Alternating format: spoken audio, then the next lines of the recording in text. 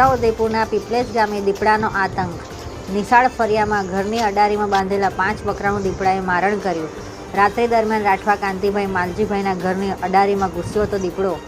ઘટનાને પગલે વન વિભાગની ટીમ ઘટના સ્થળે પહોંચી કાર્યવાહી હાથ ધરી હતી। ગઈકાલે એક દીપડાને વન વિભાગે પીપલેજ ગામેથી પાંજરું મૂકી ઝડપી પાડ્યો હતો। ફરી દીપડા દ્વારા બકરાનું મારણ કરતા લોકોમાં ભયનો માહોલ થયો હતો। દિનેશ રાઠવાના ઘરની અડારીમાં બાંધેલા 2 બકરાનું અગાઉ દીપડાએ કર્યું હતું મારણ। વન વિભાગે ગઈકાલે એક દીપડાને પૂર્યો હતો પાંજરે। ફરી હુમલો થતાં ગ્રામજનોમાં ભય। દીપડાને પાંજરે પૂરવા અને દૂર જંગલમાં છોડવા સ્થાનિકોની માંગ। છોટાઉદેપુરથી અજય જાની।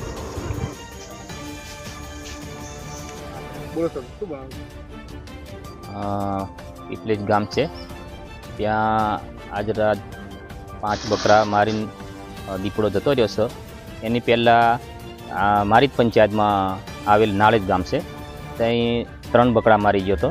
તો પાંજરું મૂક્યું હતું અને રેસ્ક્યુ કરાવી ગયું અને એ પછી કંઈક છોડી આવ્યા।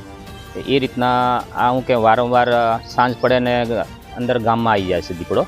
ને હમણાં તો આ જાનવરોને હુમલો કરે છે। કોઈ દિવસે ના મળે તો કંઈક નાનું છોકરું કે કોઈને બી માણસને કદાચ હુમલો કરી જાય તો એની જવાબદારી કોણ રહેશે?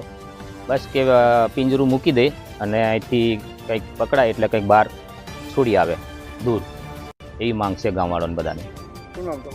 રાઠવા રમેશભાઈ, ફજીડાભાઈ, સરપંચ।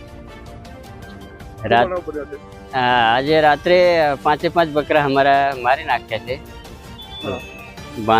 બકરા બાંધવાનું કરેલું ત્યાંથી રાતે દીપડો આવે ને 2 દિવસ પહેલી મારવા ગામથી દીપડો પકડી ગયા, એવો બકરા માં નાખેલા। પણ હવે કઈ છોડે કઈ ખબર નહીં।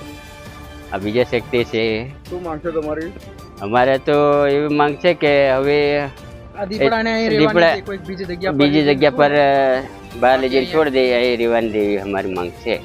કેટલું નુકસાન કર્યું તમે? નુકસાન 25-30 હજારનું નુકસાન કરી 5 બકરામાં નાખે બધા। શું નામ તમારું?